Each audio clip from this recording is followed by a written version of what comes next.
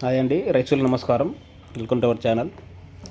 ప్రస్తుతం చాలా ఏరియాల్లో మిరపలో ఇప్పుడు ప్రధానంగా కనిపిస్తే సమస్య ఏమంటే ఈ కాయమచ్చ తెగులు.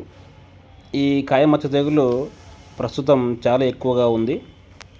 దీనికి ప్రధాన కారణం ఇప్పుడున్నటువంటి వాతావరణ పరిస్థితులు, అలాగే క్లైమేట్ కూడా మబ్బు వాతావరణం ఎక్కువ ఉన్నప్పుడు ఇలా పచ్చిగా ఉన్న కాయ 2 రోజుల లోపలే మనకి మచ్చ మారి డ్యామేజ్ ఎక్కువ జరుగుతుంది. కాబట్టి ఈ కాయ మచ్చ రాకుండా, అలాగే ఈ డ్యామేజ్ ఎక్కువ కాకుండా మన మిరప పంటను కాపాడుకోవడానికి మనం ప్రధానంగా ఇప్పుడు చెప్పబోయే 3 మందుల్లో ఏదో ఒకటి ఒక రౌండ్ ఇడిచి 2 రౌండ్ అట్లా వాడండి, కంట్రోల్ అవుతుంది.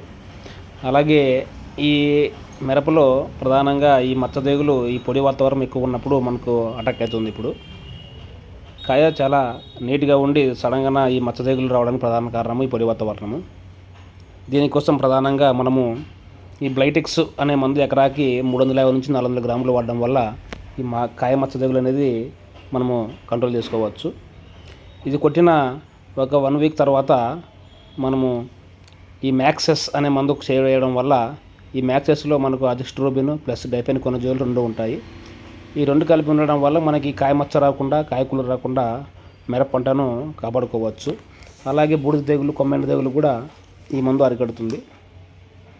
దీని తర్వాత మనకి టెబికోనజోలు ప్లస్ సల్ఫర్ 2 మిక్సింగ్ అయి ఉండే మందు వాడడం వల్ల మనకి ఈ మిరప పంటను కాయమచ్చ, కాయకులు రాకుండా కంట్రోల్ చేసుకోవచ్చు.